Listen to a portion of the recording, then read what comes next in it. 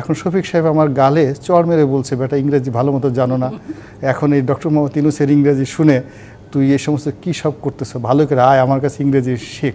এমন সুন্দরভাবে গ্রামার পড়াতে পারি, বাংলার চেয়ে সুন্দর করে আমি ইংরেজি পড়াতে পারি।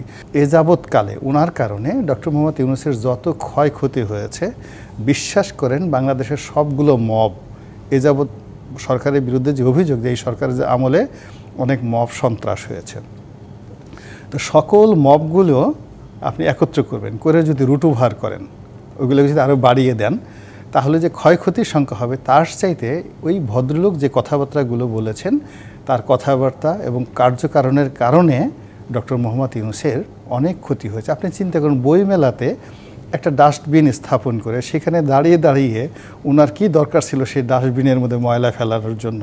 ফলে কি হলো, ওনার নিজের ক্যারেক্টার গেল, ওনার চরিত্র গেল, সুনাম গেল, সুখ্যাতি গেল, এবং ওনাকে এখন মানুষ যে কথা বলে এটা তো আসলে ডক্টর মোহাম্মদ ইউনূসের জন্য খুবই একটা ক্ষতিকর। এই বিষয়গুলো যখন মানুষের কাজ করতে যায়, সব মানুষের কিন্তু ভুল হয়। আমরা কোনো মানুষই ভুলের ঊর্ধ্বে নই, কিংবা কখনো কখনো অপ্রিয় কথা বের হয়ে যায়। যখন এরকম একটা কথা আমরা সত্য কিন্তু অপ্রিয়, অথবা আমাদের ভুল হয়েছে, সেসব ক্ষেত্রে চুপ থাকাটাই হলো অতি উত্তম কাজ। এক্ষেত্রে ওনার জন্য সবচেয়ে উত্তম ছিল একেবারে চুপ থাকা।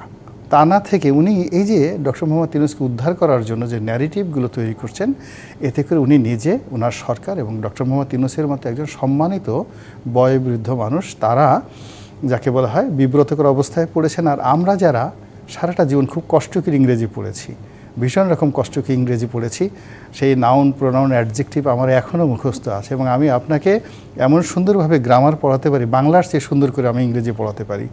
এখন সেই ইংরেজির উপরে আমার কাছে মনে হয় আমার গালের উপরে আমার সেই স্কুলের টিচার যেভাবে ছোটোকালে চড় মারতো, এখন শফিক সাহেব আমার গালে চড় মেরে বলছে, বেটা ইংরেজি ভালো মতো জানো না, এখন এই ডক্টর মোহাম্মদ ইউনূসের ইংরেজি শুনে তুই এই সমস্ত কী সব করতেছো, ভালো করে আয় আমার কাছে ইংরেজি শেখ। তো এই যে আহ্বানগুলো, এগুলো শুনতে ভীষণ রকম অপমান বোধ করছি। এবং এই যে 18 কোটি মানুষ, এর মধ্যে এখন দেখেন বাংলাদেশের কত ছেলেমেয়েরা ইংরেজিতে কত ভালো করছে। আপনার আইএলটিএসে 8.5, 9 এরকম ছেলেমেয়েরা পাচ্ছে, আপনি তাদেরকে ইংরেজি শেখাচ্ছেন। জি গোলাম মাওলা রানী, আমি আপনার মতামত আসলে পরিষ্কার আমাদের দর্শকদের কাছে।